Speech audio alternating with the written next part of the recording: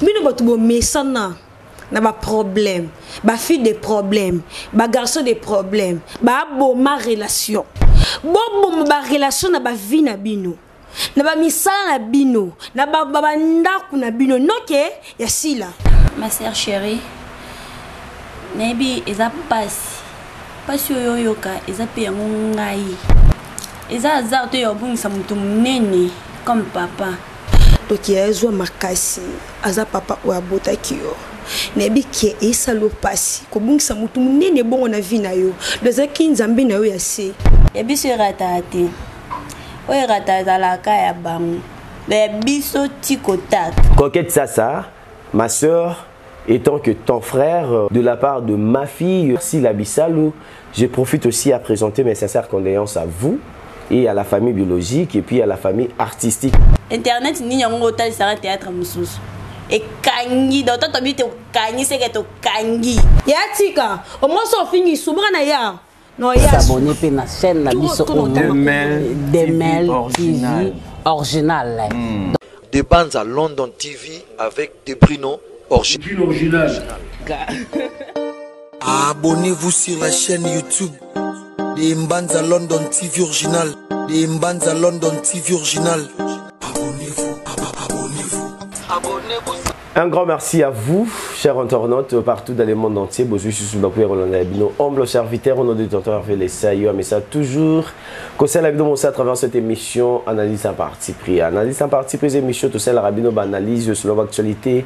Nous sommes comme la rabino, nambo cannabiso, musical, théâtral, politique, toutes les actualités. Tout mes gars, un peu qu'on développe en cas de émission nabiso. Aujourd'hui, on doit parler de l'actualité théâtrale. On doit parler de l'actualité théâtrale. Parce que l'actualité théâtrale est dominée, on va développer avec mes artistes, hein, nos artistes, vos artistes aussi, par rapport à Moussa, on va faire le théâtre, mais avant tout d'abord, je tiens à vous remercier la confiance, merci à vous, et puis je vous demande de vous abonner massivement dans notre chaîne de Mal TV original pour ne rien rater, hein. Merci à maman Françoise Vangou, maman passée Françoise Vangou depuis France. Merci à toi Église La Flamme du Feu. Merci à Lily des Suisses, clin d'œil à toi Lily des Suisses, clin d'œil à toi. Merci à mon vieux Sam Coucou le nécessaire. Sam Coucou le nécessaire, Sam Coucou le nécessaire d'abord encore 3 fois. Parce que Zara Dieu, le Père, le Fils et le Saint-Esprit, mon témoin, mais coucou, moi c'est mon coussé à talo. Merci à tous les abakouk de SB, ma bogo toujours l'icolo. Biso de Tombola, Maboro, il y a Biso qui est Naraboé. Merci à vous les abakou de SB. Bientôt là c'est mon anniversaire, c'est 6 novembre anniversaire. Nanga soué Nabino et ça nanga vraiment bien. Bojika numéro nanga botini ba vidéo ba soué Nabino vraiment ça me fera du bien. Les 6 novembre c'est mon anniversaire. Bientôt. Nazobotama quoi. Merci. Avant tout, je profite aussi à présenter mes sincères condoléances à la famille biologique de notre sœur Coquette Sassa. Papa Oyaboti, elle vient de perdre son père biologique. Je sais bien que cette douleur et vraiment n'a pas, c'est parce que Kobungisa Azaki cher et panayo, Azaki Motu et panayo, ceux qui le losent dans mon kilo, parce que papa a ndimaki kobotayo, parce que papa a ndimaki kobokolayo, koma o komi lelo. Je sais bien que ça l'a vraiment pas ma casse et puis douleur au peut l'ongwayo n'a évité. C'est que je peux demander seulement à Dieu, à sur ma casse, à sur force pour que au mec un peu kobo ça n'a pas sur nyonso. Et puis mes sincères condoléances à la famille artistique Mobimba, ba comédien nyonso, ba comédienne tout au bungsa bongo papa nabiso, tout l'ensemble dans des konabiso Coquette ça tout consoler, tout partager ma wanaye quand début belobaka tous les nana ba bazolé en tout cas tous les nana Coquette ça c'est nous avons malam mingi. Merci à vous merveille Denis derrière la caméra, merci à Patouchigo papa Neliziko, merci à MK Michel Kimbo mon ami, merci à toi. Et merveille, si tu es même langage avec moi, sans plus tarder, il faut qu'on ça déjà. Invité dans la Lombo, je suis avec l'artiste La Diva et puis ma pendo, autre mec un peu Bango, à qui j'ai dit La Diva bonjour. Bonjour tonton Hervé. Bonne santé. Santé très bien, merci par la grâce de Dieu. Santé très bien, merci. En forme? Oui, en forme. Vous savez qui est bien? Vous savez qui Kitoko vraiment. Kitoko Makasi. Makasi les sous, Bamisato. Ba misad. Poni ba misad. Poeza makasi. Poeza makasi. Makasi mbama ko ezamu ki feza mba misad poeza makasi penza makasi. Ça c'est bien. La diva et to ko bande émission ko ça analyse maman beauté tant to za sangwa mawa, il faut to lo belango nanu quand même. To uti ko bongi sa papa na biso za bon père biologique, il y a collègue na biso Coquette Sasa. Tu peux dire quoi, un mot à dire dans Coquette sur Gazolanda en émission? Ma sœur chérie, Nebi eza pasi yoyoka eza pe yango ngai petite na ona yoyoka eza azar to yobungisa mutu munene comme papa pe oza calme, c'est pas facile eza pasi mais na ko présenter yo ba sincère condoléances na ngai de ma part, vraiment sois forte eza makambo o ekomela mutu nyonso tokana te ke la biso nzambe nde mutu ayebaka eza ngonga na ye topesaka merci na nzambe po alongoli pema na ye parce que eza grâce na ye nde azaki na bomo et puis grâce na ye nde sengi ke non alongwa na mokili. C'est bien. Donc souci vraiment te souci ezala nango même makasi vraiment te parce que omi pe ça passe et ta que petite na conseiller yo ozala forte. Merci. Ça c'est bien. Passez micro par Mapendo. Mapendo, bonjour. Bonjour tonton Hervé. Bonne santé. Santé kitoko. Kitoko makasi. Ouais. Ngana bakisi abino makasi na sima. Pobio bosuka kana kitoko. Kitoko makasi. Makasi. Boni musala. Oui, musala les cabions. Musala les cabions. Voilà, un mot à dire, on a Coquette Sasa parce qu'elle vient de perdre son père biologique. Je sais bien que tant que Sarnaï, au cause de l'Obama, on a consolé et dans le moment où on soit Zolanda. Tonton Hervé, non, Kokate. Et ma soeur, donc, mes condoléances na yo, na famille Sasa Mobimba, une artiste nyo surtout. Ezambi était là dans cette leçon. Le lieu teli na oya yo, lobete na ba oya basusu. Donc il y a zo makasi, aza papa oya botaki yo. Nebi ki esa lo pasi, ko bungisa mutu munene bongo na vie na yo. Le zaki nzambe na yo ya se. Le leçon zangiye, donc on se sentir que donc nebi te zo makasi. Ko kanisa mingi te parce que so mi pesi passe na mutema. Pas si petit cannabis batosi kalina yo et zo makasi. Merci beaucoup docteur. Voilà, merci beaucoup à vous. Je dirais encore Coquette Sasa, je sais bien que ces douleurs eza difficilement pour que obo sanango. C'est vraiment difficile hein? Mais ce que je peux te dire, tu sais liwa ezanzana biso nyonso. Et puis quand Dieu même a dit toutes circonstances et comme la biso to va recommencer comme on a. C'est à nous seulement de glorifier notre Dieu, de dire merci Seigneur pour ta volonté. Toujours ça car le coup maison ngombo kaye parce qu'il m'a rappelé ça biso papa, il m'a vie. Donc douleur yozo yo kaisa demona bisoté. Bisoto yo ka douleur étant que ça na biso bon ici papa, mais c'est toi qui as perdu un homme qui est plus cher dans ta vie. Courage et belé. Nzambe alola peso ka force, Nzambe alola bakisi la yo et makasi vraiment ya koyeba ko digérer, ko supporter problème o ekomeli yo. C'est pas donné à tout le monde ayeba ko za na maîtrise, ya ko maîtriser to pe ya ko supporter et pas si ou à perdre papa, bungisi maman, en tout cas baza ba Nzambe na biso ya se ba o ba pesa biso sens ya vie, Dieu a tindi biso na sima na bango, Nzambe a tindi biso na sima na bango et belé ba bota ma pété na mokito mona pe bango te maman José binaye ya ki alongoli ba boka na ba maya kalamu mais quand même papa zo ki ton ya ko supporter zeminayo depuis za ki na libuma maman ki no kolibu yo botami obimi en tout cas là qui amour d'un père avec sa fille bolingo wana papa la ki sa ki yo sozo vendre zo raisonnant à chaque temps tu vas commencer à pleurer. Mais ce que je peux te demander, je sais que ça fait mal, je sais que ça choque, mais bah, courage et belé, ma sœur Coquette Sasa, courage et belé, toujours l'ensemble, naïo, tu ressens l'effort, il y a la descente, qu'on en a parlé pour nous camper, qu'on a consoler de près. Ici, on est de loin, pour nous partager Mawanayo. C'est ça que tu présentes au cas, sincère condoléances Nabiso, tu peux sur courage, tu essayes dans Zambie, tu sur makasi à fortifier pour que nous soyons les cas bien. En tout cas, courage. Et puis moi qui le baranango, surtout nous les artistes, il y a plein de gens qui peuvent dire ceci, c'est là, du n'importe quoi sur ton nom, mais c'est que je vais te demander, nous sommes à toi une kanga, le la papa na kimia, tout le la papa na kimia. Tout ce qui sur ma bouche en Zambie, je sais Zambie mo kayebi pourquoi o ya ju papa parce que mo mtape ça biso mon père zaraye mon boto lipe ezakaye ezana ngonzi na biso nyonso nul ne parfait ni né immortel dans ce monde nous tous on va finir par là biso so to suk saka na okufa mutortika l'éternellement na mokila zate dans le cas d'Andiana biso bato totikali tout ça des efforts ya komi lengele tout ça des efforts ya ko se protéger tout ça ndengeni tozo marcher pour que Nzambe ya ba toujours en combattre la biso eza destin ya biso nyonso lelo o papa ngonga na ekoki akei biso ngonga na biso totikali na to yebite si anu ya koyeba ko courage parce que sur je peux douleur ngolo la tiango makasi na motema ogonyo ko la paix sus bandere musu na yebike yo la tango makasi. Je te connais bien, ma sœur. En tout cas, je sais bien que ça va choquer, hein? Ça va piquer vraiment le cœur. Mais je vous demande, on a monté ma capacité et Zamala Momingi, Coquette Sassa, notre sœur, on est ensemble avec toi. Tour et la papa ensemble. Et puis notre papa Tobo, ça a été, il était cher dans nos vies, il était cher dans nos travail aussi. Courage et belle coquette ça.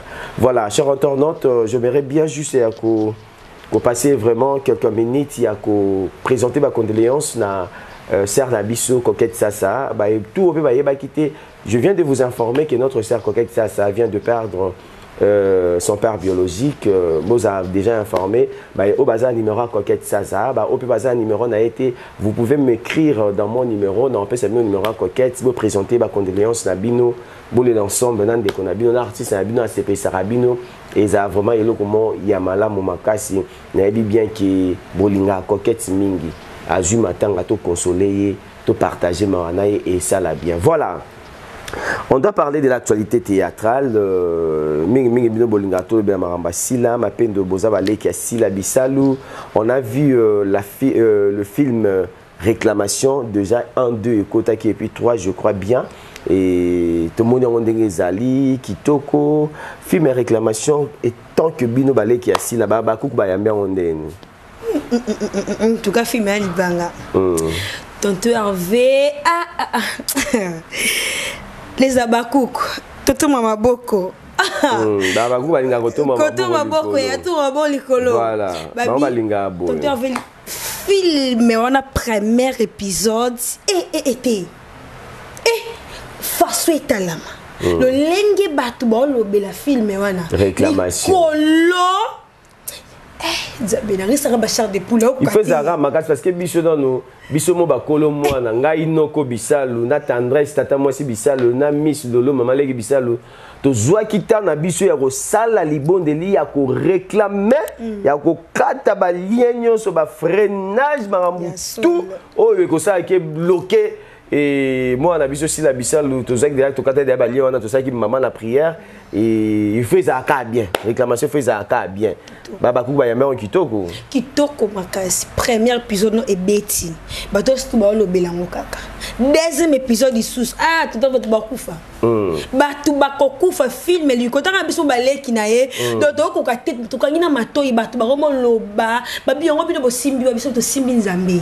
Et puis casting moi il y a bien vraiment par rapport à casting vraiment si là je te félicite sans te flatter hein, tu fais bien ton casting. Vous avez vraiment temps à couper ça mon personnage où il sengeli na ye.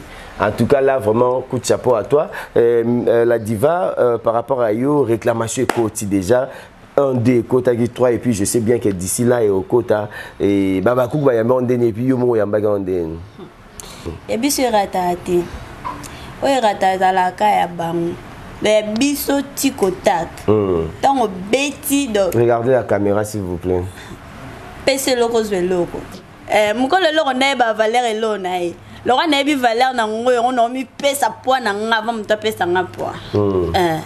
Donc peut-être na biso na ebiti internet ni yango tal sera théâtre mususu et kangi dans ton but kangi c'est que to kangi blocage ya qui na le bloquer bango et coincer bango kuna bongo o lisusu na ebité to réclamation le to réclamer nyoso ya biso bon ba biloroté auto réclamer des biso to zongo penza banane ici baza biloroté bonso mam salinga na ba rambuté alinga na problème té si la bisala loba que azana na besoin pour le en tout cas je dirais à tous les chroniqueurs au bazo lingaba ko si la bisalo na ba problème tous les chroniqueurs au bazo lingaba ça la ba rancune ma polémique pour gagner ba vue na ba chaîne na bino arrêtons s'il vous plaît n'oubliez pas si la bisalo avant abanda ko sula na ba notanga ba kombote na ba ser na nyonso o bozo ça on dit baza ba rancune o baza ba polémique ba relation na bango et logo et ça la cause et ça la que bango ba solaté moi et vous toyebite ngana bino toyebi yangote alors à quoi bon ya koyaka ko injire à quoi bon ya koyaka ko kitisa à quoi bon ya koyaka ko bouder maintenant disons-nous que lobby to moni ici là na ba ser na même moral to tika la wa biso ba e auto créer polémique to créer ba problème to za juste na besoin to ça la promotion à musala imaginez-moi je suis ici avec nos artistes. Je viens juste de faire la promotion de ma soeur, la promotion de ma fille, Sila Bissalo. Par rapport à film, Nabiso réclamation Kotaki. Chacun de vous, vous avez précaution, vous avez décision. Vous avez nini o bozo sala parce que à chaque temps vous créez des problèmes et vous ça qui côté. Totika molimo oyo SB Azawana pona musala za na pona polémique tout le monde dans compte ça la polémique non toye bande ko sala produit na biso ekende liboso toye bande ko teka artiste toye bande ko teka ba produit na biso to sala promotion ya malamu pour que fanatique atala malamu biloko na biso client alia bilei otozo la malamu et non que toye ko côté ba sœur na biso na ba problème na ba rancune baza ba problème na bango baza ba problème te ya biso nini ça nous fait quoi hein? Ça ne nous concerne même pas et concerner Bissoté.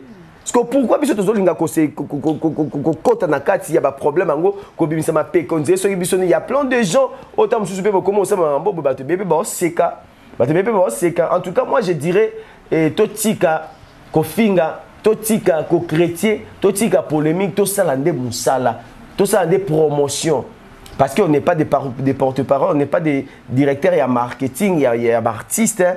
Tout ça juste fanatique depuis le moment j'étais fanatique ici la Bissalo maintenant que super na jeune étant dans ta théâtre comment elle joue nazara fanatique né à Makila alors on a comme peu mon na moi pas ça musane malam na nenga comme ko ça na chaîne na je suis capable de féliciter toujours ya bois qu'il est ba fleur je suis là je suis oncle des Abakouk tonton Hervé Lesaï j'assume mes paroles na finga kate na lobara mabe te.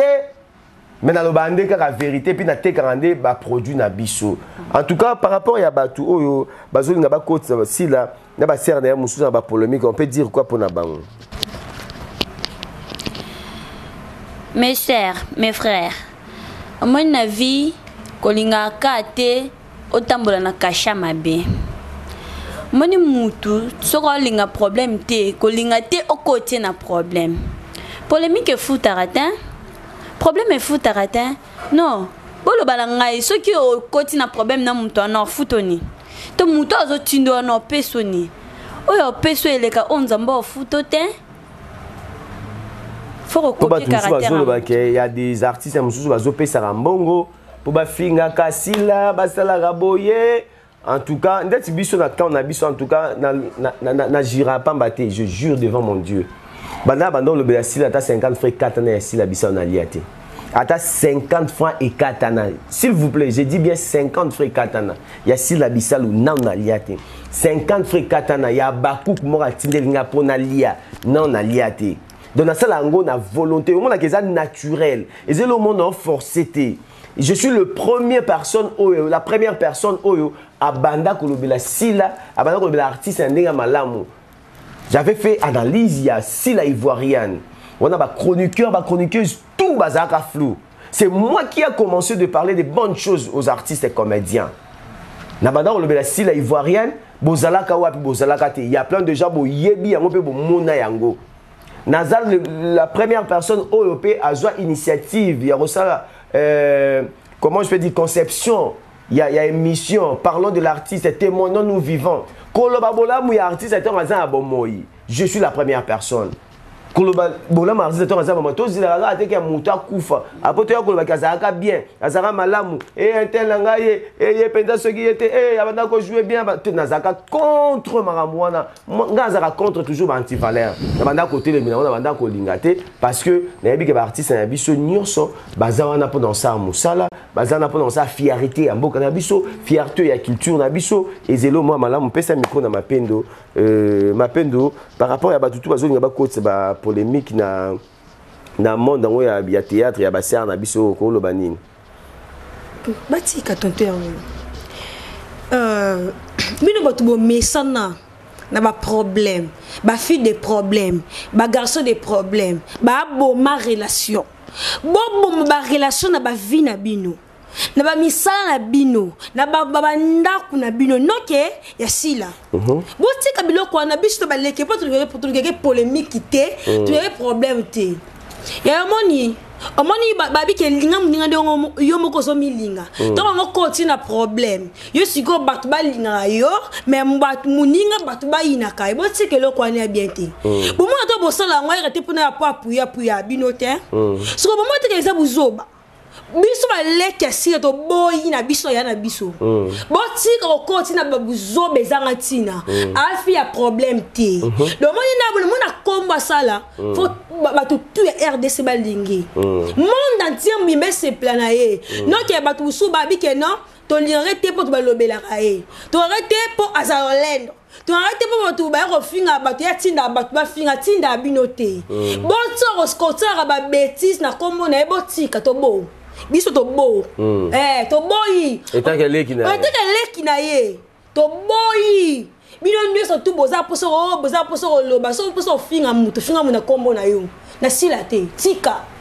ya tika o mo so fingi subra na ya no ya sus tu rosko no tanga kombo na bino no tanga ba kombo to bona biso na famille to boyi to lima ke eleti to ngaza mutu nyonso ya leki nyonso leke ya nyonso mwana mama nyonso mwana papa nyonso to lingi bongo to boyi. Ça c'est bien.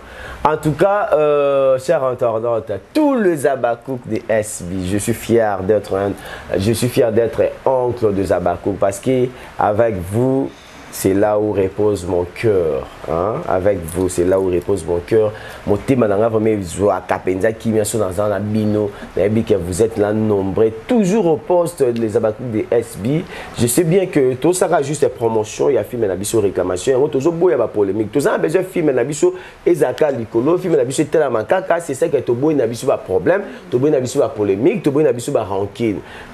Tous les internautes, beaucoup de la SB officiel, hein, si la Bissal officielle, Bota la film, mais en a déjà un des écoutes, je crois, troisième écoute appelé l'eau, Bota la réclamation, ils en a film encore très éducatif, ils ont vraiment édifiant, ils ont éduqué masse, ils ont édifié population, nous sommes au Rotalango. Sans exception, hein. Si la Bissau a un film, ils ont une génération bébé Rotalango, moi la mouka Rotalango, tonton, tontine, papa, maman, coco Rotalango, parce que après ça a leçon la génération et puis film ils ont raté que film Rotalango na bana tete ya pendant les beauté vandara na ndaku baotala baotala ba série na ye réclamation to réclamant qui déjà nyonso ya biso to pas mélanger sur des gens non puissants de Jésus-Christ. To tinda ki pe moto, to ko recommencer pe sur tinda moto, tinda moto fire. En tout cas, to tindi moto na batu tout ba kolinga ba freiner, batu tout ba kolinga ba bloquer et réclamation biso déjà to bloquer qui déjà nyonso. On a déjà bloqué hein, to bloquer déjà maramu tout parce que tozota la toujours liboso ndila to kende. To na tonta la simate. Tu as peine à terre mon pandité, tu as peine à terre parce que la future, on est dans le présent et puis on voit la future. Futur n'habite les années, futur à star n'habite les années, futur à chaîne n'habite les années, surtout c'est mieux dans la polémique, dans le débat, dans la rancune, dans la buzz, dans l'actualité, zanga mutuna makolo. Non. Lobby, ouais, belé comme un morsi bit, ouais, comme belé ou la l'homme qui veut mutuba koufi, donc tous à la bien pour toi bilobité oyo tika na problème mutu na motema be mutu ba kei d'ailleurs comment regretter oyo c'est bien pardon et bien limbisanga to tika molimo oya mabe tous la même morale, on est famille. Quand on dit la famille est sacrée balobango pas maté so biso famille to mibenga na théâtre to chango wapi mutu tout na YouTube a eboloba mutu tout so na pembe nan mutu tout na YouTube a eboloba mutu tout pende na YouTube avant na manga na bouche te ndeti na na bla bla munoko toboka makasi et puis na bangati mutu pa bangisanga maloba zate parce que ngabonza matondisanga penda peleto ya maloba na munoko sona bando loba loti lobby dans l'embate puis na bando changer dans sa créativité ya maloba so pe ya ma finga dans sa créativité ya ma finga na finga loko na fingi bona fingi mais c'est pas la peine. On n'est pas là pour injurer les gens, on n'est pas là pour parler de n'importe quoi. Non, non, non. On est là juste pour faire la promotion de nos produits, pour faire la promotion de nos artistes. C'est ça qu'on veut dans le monde à théâtre, dans le cinéma, tout ça la fierté à Moga Nabiso, fierté à culture Nabiso. Et c'est là au moins malamu non que tout tourne à ici comme encore l'autre la mouka tel la fille tel le but la mouka tel la chrétien tel le but la mouka tel la salagi boy tel la kendaki bazong sagi boy mutabanga mutazarate alors tout tika sila biso to tanga so kombote biso to tanga na biso ba komba ba tout te to finga na biso pe mutu te mais to lo ba ka vérité to tika arrêtons et notre sœur coquette ça je profite aussi à présenter mes sincères condoléances de la part de notre Mams. Mais en fait, ils ont bien aux condoléances à Mams. Il faut vraiment écho ma bien pas coquette ça. Et je crois bien, ben tournant sur Zolanda, coquette ça, ma soeur, étant que ton frère, je suis le frère des Abakouk, le tonton des Abakouk, oncle Abakouk, de la part de ma fille, de ma sœur Sila Bissalou. Je profite aussi à présenter mes sincères condoléances à vous et à la famille biologique et puis à la famille artistique Mobimba. La part il y a Sila Bissalou, notre Mams. Il y a Zaranae Motema Pembe na Montunyoso, Motema Monene na Montunyoso. Je sais bien que ça va choquer, ça va piquer le cœur. Mais ce que je peux te dire, bah, courage et belé, que Dieu vous garde bien, vous donne encore la force. Il y a quoi bah, supporter problème comme Elio. Les Indiana Bissonio, c'est notre chama. Moutortika libanga mokilazate, mona qui sert na aussi la bissalopé, à Bungisagi papa naye, au mona qui douleur azaki nango. On était là juste pour nous consoler. On était là juste pour nous kotalisaye que tous appels bande konaye et papa keye zaton naye. Nzambe apé sa repère joaka. Au mona qui ndekona penda si la bissalu na zongi vraiment kanata iso si la pa utako bon ça papa bissalu en tout cas azaki vraiment abattu azaki vraiment choqué mais avec ba conseil ba courage ba ndeko to banda ko pesaye et puis force o to senga pa nzamba pesaye au mona qui comment oyo a mekaka un peu ko résister puis azongi la musa na normal je sais que ça choque je sais que et ko sala ko déranger ko sala passe makasi ba courage ngana na zo choc ya papa to maman te je sais bien que nzamba batelanga bango kino tamulai mais na choc ya grand frère propre azabon aîné na ngai et puis bakufaka moment moko na papa bisalu et na yebi douleur ya liwa na yebi passe ya liwa ko bungisa mutu ko zanga mutu na vie wazaka important na vie na comment et salaka na yebi que ndingozo ka coquette ça en tout cas ba courage et belé je suis vraiment de cœur avec toi et puis on va faire un effort ya ko sala descente na familial na famille na parcelle familiale place au matin que kozala vraiment to kozala wana pour nous repartager ma famille Mobimba et puis na yonde ko na biso na famille artistique Mobimba je sais bien que nous avons peso makasi oyo kana bien voilà merci beaucoup courage coquette ça le on a mon biso à théâtre surtout bito ça l'analyse moko na théâtre ndenge tozo kende boye la diva et tant qu'artiste et comédien ozo mona musala ngo ya biso micro déjà za s'il vous plaît mona musala ngo ya biso zo kende nini zo kende bien tozo bien passer ba lobi bino ba fie belé beaucoup moyi na bino théâtre boye la iso musala te beaucoup moyi la kaka mibala poto ba mona bino ba dinga bino moi bo ça iso musala malamu ezate beaucoup moyi la ndeka mibala na théâtre. Merci tonton Hervé pour la question. Quant à moi nasala musala nga no ke po mutu amona ngai no ke po mutu moko boye a s'intéresser na nga non sala musala na nga po eza no domaine na nga oui ena mutu mote abenga ngai bisinga ke no la diva yona bofo leka TV ana mutute mutapesa nga visa préavis azati nga moko nalala la mukate nga no ke sa théâtre et puis na commencé à théâtre nga eba théâtre te na utandaku na emba moko na sala pe test te na yena répéter première fois nga ko yamba mona leki na tournage jamunyo ezala ne boy oh na comprendre na komi kokola nango na lingaka musala na ngai po na ebi un jour et porter nga un plus lobby non que na sala ngo po na sala ngo ka mbang mutamo na ngai mais relation paysan pe ma BT au ça la télévision muta CP non à travers TV il y a une relation moi ça sérieux à lingio et puis au boya comment ba boya rande soki oye na makanisi wana ke na yelinde mi balinga mais soki za ke mutu mo CP na yo boya kolingai. Bien sûr, tonton Hervé, relation est à ma bête, de Ucholo, relation est bien, mais il y a un zambérou melaka.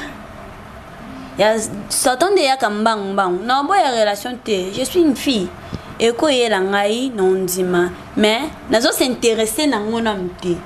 Pour, non, le canal s'intéresser dans la poto, non, n'a bino kou musala ngote, nazo apprendre dans nous. Parce qu'on a yamba moko qui non, na lukamba la poto, non, ebani na mondam, non, ebelote, donc nanu penza na komino kwa envier bablo kwa nati nazano na musana nga na ekola nani yo pour yela ga théâtre pour mi bala poto tonton Hervé donc depuis 2013 depuis 2013 depuis 2013 oui OK na yo le TV na 2018 tant en distance nazaki nelo te na mutu mais na poste nazaki na mannequin na ba osala na groupe ma mannequin na osala boy nazaka de que nous a déjà artiste si ba tout devant doit faire bon le port moro ba Clara ba mama do ba mbote ska besoin mi bino nyoso ba Glody ba famille en fumobimba ba ndo sekanga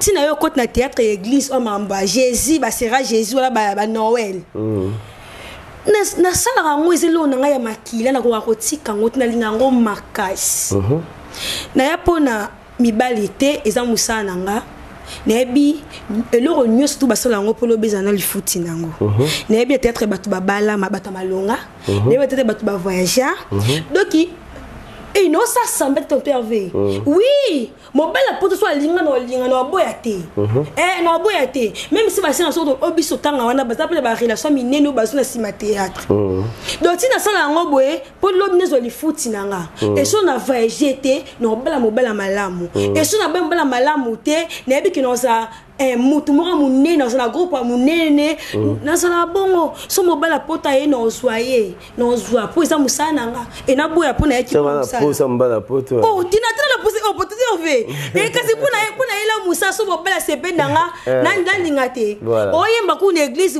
eza séminaire ba frère mo bayaki ba sepe no po yembi liboso so na se ba nga batsoka te mais to matina podo mo yembi nzema to puisque témoignage muto attirer attention mo so na bio c'est église beaucoup mobingo on doit vraiment no linga no boyate yo boya no boyate papa na ile musafu na lifuti na ngo TV non ke wa ya mabeti e me bien pesa na numéro kasi pesa na numéro na mo ka we pour ba bengo ba mo kwa mais quand on pesa numéro là ah biso boye OK nae veut dire que à vendre na bula ya sambla te to la bula ya sambla na sima bula TV bona wangani mais bo beninga boye na nzimi bino monte ke za mabe ça c'est bien voilà chers internautes on est ici avec vos artistes hein? Je crois bien bozoka comment oyo tozo développer na bango comment ozo so na bango théâtre lelo et ba sœur na biso to ba mère na biso ba père na biso ba vie na biso ya kalabasa kango vraiment bien na sens nini parce que bazaka un peu concentré na musa na bango concentré na boulot et bi ke wana za place azo lela place azo mela